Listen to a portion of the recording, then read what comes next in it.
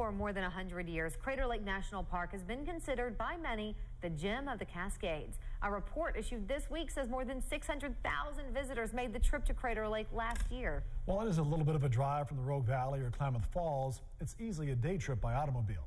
But not 125 years ago, when a group of young adults from Jacksonville loaded into a wagon and buggy for a 3-week trip. Newswatch 12's Ron Brown has tonight's Oregon Trails. Some of them write Alice Mullally was inventorying items at the Southern Oregon Historical Society a few years ago when she came across this small journal written in August of 1889. It was written by Fletcher Lynn, son of pioneer David Lynn, and chronicles a 3-week-long trip from Jacksonville to Crater Lake by Lynn and half a dozen other college-age men and women, as well as the principal of Jacksonville School, Professor G.G. Watt. The 7, including 3 women and 4 men, were in a farm wagon and buggy. And they started out from Jacksonville, going through Ashland and up the Dead Indian Memorial Highway, which it, of course, wasn't then. It was Dead Indian Road. Stopping at ranches to buy milk or butter, fresh foods, though they took an enormous amount of food with them in their big farm wagon.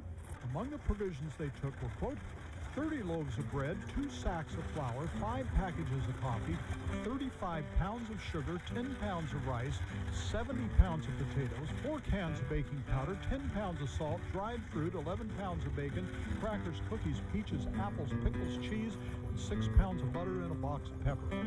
They also brought along several guns, hundreds of rounds of ammunition for hunting, and added to that games, a cornet, guitar, and 3 harmonicas. Lynn noted that, quote, all were exceedingly jubilant and anticipated a grand trip and jolly time.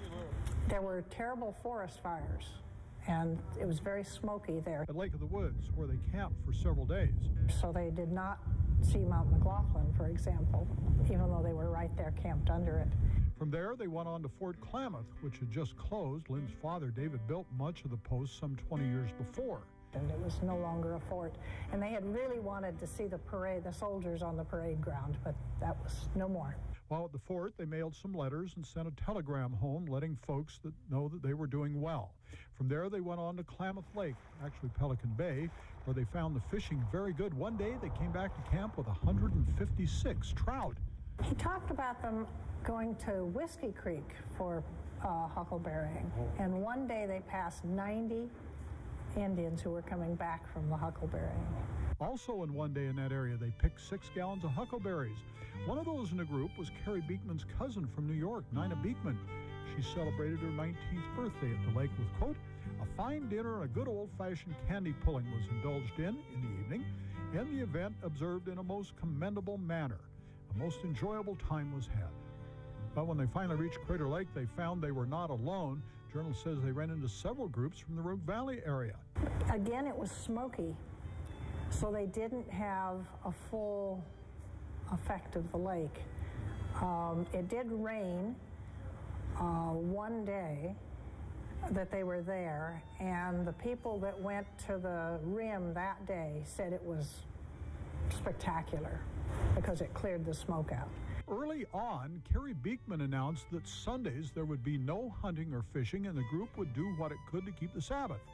The group used the time to read from the Bible, relax, enjoy a good meal, and sing hymns. On Saturday, the 24th of August, they began their trip home by way of the Rogue River route, at one point passing a ranch where they ate their fill of watermelon and took several for the folks back home. They arrived home on the 29th with a lifetime of memories, including views of the upper Rogue country no longer available. Today, when we think of going to Crater Lake, we don't think much about it at all. It's only about an hour-and-a-half drive one way from the Rogue Valley, an easy one-day trip. But 125 years ago, it was a long trip by a wagon or buggy, and it took a lot of planning before you could even think about getting back.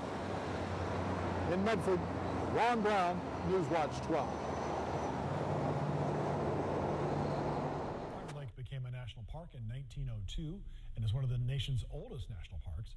Crater Lake Highway became a reality about 1917 and is maintained year-round. It sweeps past the south side of the park and connects to the Rogue Valley in the Klamath Basin.